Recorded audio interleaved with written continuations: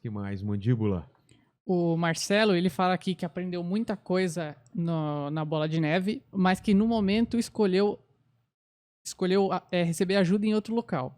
Mas aí ele faz a pergunta: a Bíblia diz que não existem mais apóstolos. Qual a explicação do Rina para ser chamado de apóstolo? Ah, isso que eu ia perguntar, porque quando eu te conheci era pastor Rina.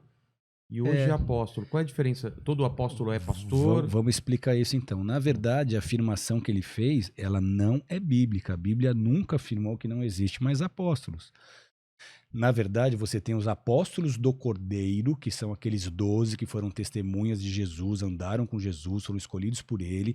Judas estava lá e Judas traiu Jesus, ficaram 11, aí por sorte sortearam Matias, mas não era o que Deus tinha escolhido, aí Deus levanta Paulo para fazer o trabalho, mas o próprio Paulo, ele não andou com Jesus fisicamente. E no Novo Testamento, além de Paulo, você tem Barnabé, você tem Júnior, você tem mais um monte de outros líderes que são chamados apóstolos e que não fazem parte dos 12. Então, em nenhum lugar da Bíblia está escrito que não existem mais apóstolos. O que nós temos é Efésios 4:11, que diz que são 5 ministérios necessários na igreja: pastores, evangelistas, mestres, profetas e apóstolos. Então, quais são essas 5 frentes? A Bíblia está falando de ofícios. Então, o evangelista é aquele que prega a palavra e traz pessoas para conhecer a Deus. Se não tem um mestre para explicar a palavra, eles não vão crescer em conhecimento. Se não tem um profeta para trazer a direção do céu, eles não vão ter direção do céu. E a Bíblia fala, por falta de profecia, o meu povo perece. Se você não tem pastor para cuidar da alma, para acompanhar, para aconselhar, para ajudar, para estar junto, você não tem pessoas que são confirmadas, que possam ser geradas espiritualmente.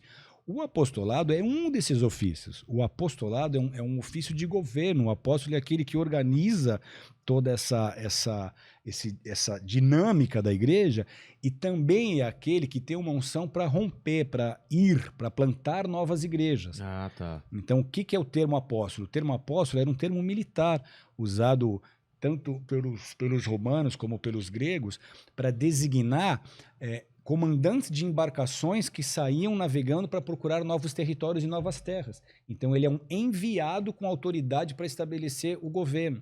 O apóstolo bíblico é o mesmo, ele é um enviado com autoridade do céu para estabelecer o reino de Deus na terra. Sim. O ofício dele é diferente. Ele acaba sendo mais pastor?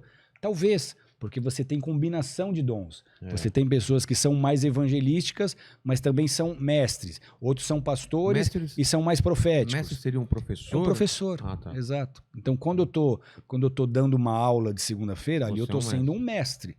Então, não necessariamente eu sou só um apóstolo e não fluo em outros ministérios.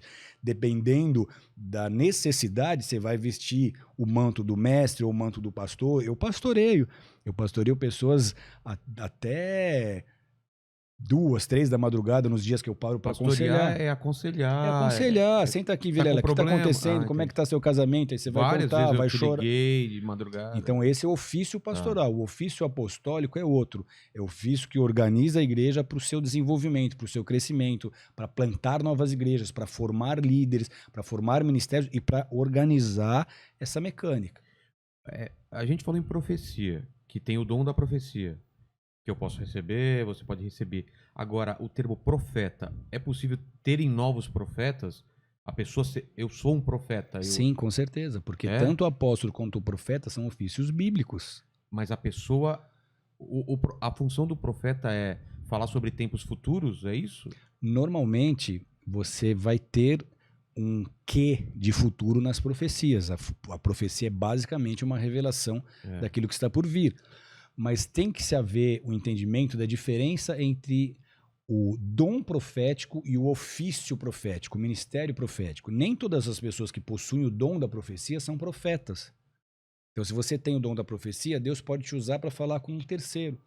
Isso não te faz um profeta. O que faz um profeta? O profeta, ele tem o ofício profético. Então, ao mesmo tempo que o apostólico tem o dom do governo, o profético tem o dom da direção.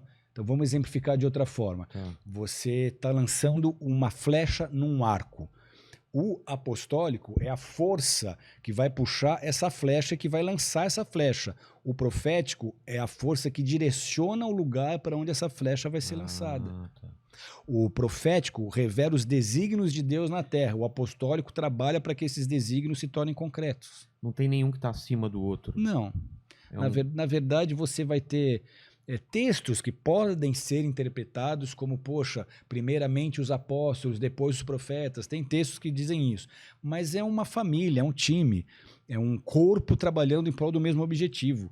Então isso é repudiado, na verdade, por Jesus. Os discípulos estavam lá disputando quem vai sentar à minha direita. E quando Jesus, quem posso sentar à tua direita? Quem vai ser o mais importante? Quando Jesus está falando, eu vou morrer, eu vou ressuscitar. E eles Os caras lá se preocuparam.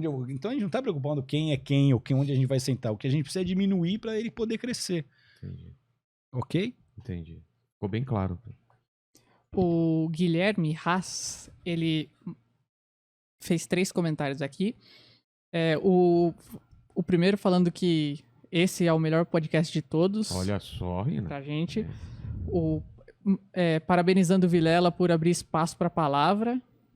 E ele também faz uma pergunta pro Rina. Rina, você é pré-tribulacionista ou pós? Eu sou pré-tribulacionista. Eu acredito que Jesus vai arrebatar a igreja, vão passar 7 anos da tribulação, Jesus vai voltar, vai inaugurar o milênio e depois de 1000 anos que Satanás estiver preso, porque ele vai prender Satanás quando ele na sua segunda vinda.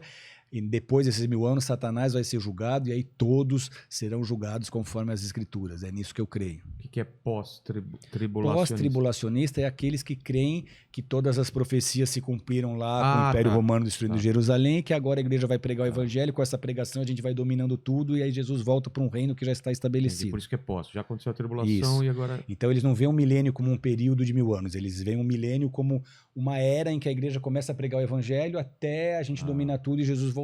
Entendi. Entende?